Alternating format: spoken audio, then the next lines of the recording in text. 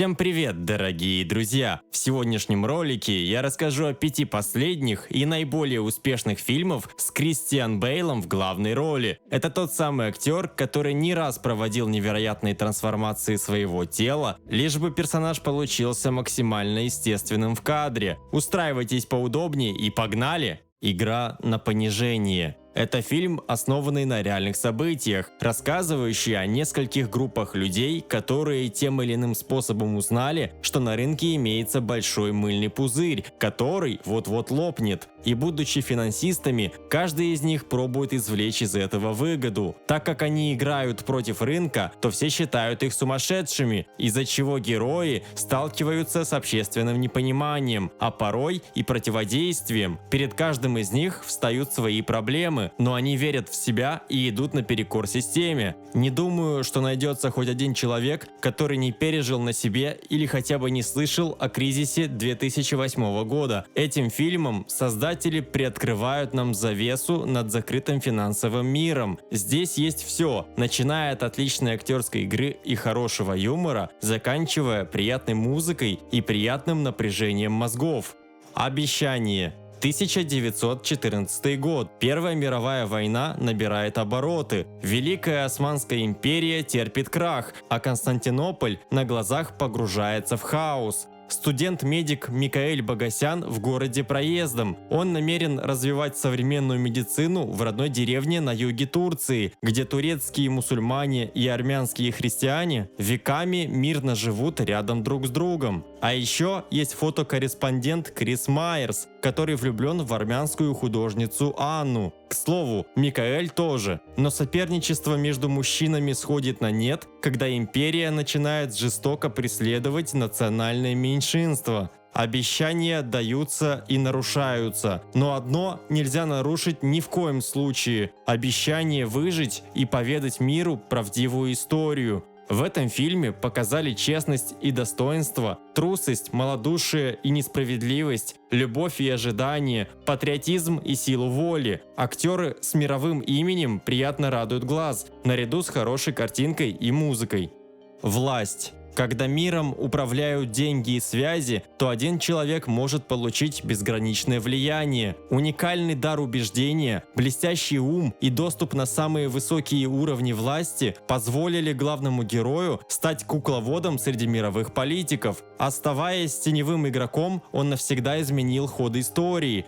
Это фильм о сером кардинале в США. Это хорошее биографическое кино, которое знакомит зрителей с важным человеком, раскрывает важные моменты, как и почему были приняты некоторые глобальные решения, а также говорит о том, что борьба за личное благополучие всегда приносит свои плоды. Это достаточно взрослый фильм и подойдет далеко не каждому, но если вас интересует политика, то это кино вас точно не разочарует. Между прочим, ради роли в этом фильме Кристиан Бейл набрал аж 20 килограмм, так что обязательно нужно посмотреть, что его так сильно зацепило в этой истории.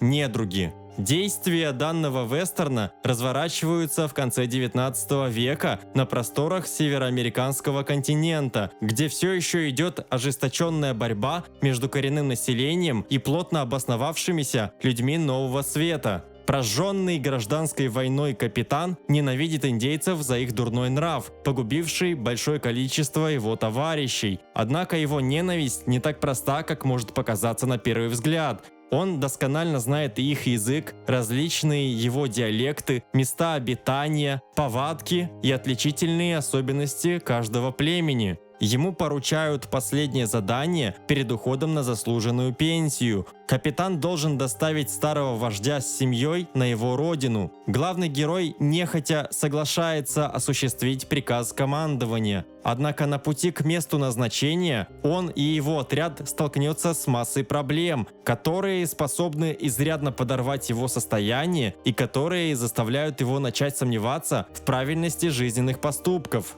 Эта картина повествует о важной проблеме всего человечества. а именно о недоброжелательном отношении друг к другу. Фильм говорит о том, что каждая жизнь важна, и каждый человек достоин уважения, невзирая на его расу, материальное состояние и прочие вещи. Этот фильм демонстрирует жестокость и последствия войны, задает вопросы и пытается дать на них ответы. Хорошее кино для тех, кто любит пошевелить мозгами и вникать в смысл фильмов. И последний фильм на сегодня – «Форд против Феррари». В начале 60-х годов Генри Форд принимает решение улучшить имидж компании и сменить курс на производство более модных автомобилей. После неудавшейся попытки купить Феррари, американцы решают бросить вызов итальянским конкурентам и выиграть престижную гонку. Чтобы создать подходящую машину, компания нанимает автоконструктора Кэрролла Шелби, который, в свою очередь, отказывается работать без выдающегося, но сложного по характеру гонщика Кена Майлза. Вместе они принимаются за разработку самого быстрого спорткара. Это зрелищный фильм именно потому, что он может поразить зрителей самыми разными способами. Например, драйвом, эмоциями, правдивой историей или лежащими в основе кинокартины темы. Каждый сможет найти здесь что-то интересное для себя, даже если у вас нет никаких предварительных знаний о гонках. Дорогие друзья, на этом наш ролик подошел к концу. Какой фильм вас заинтересовал больше всего? Напишите в комментариях. А также не забудьте поставить данному ролику лайк и подписаться на канал, чтобы не пропускать новые интересные видео. До встречи!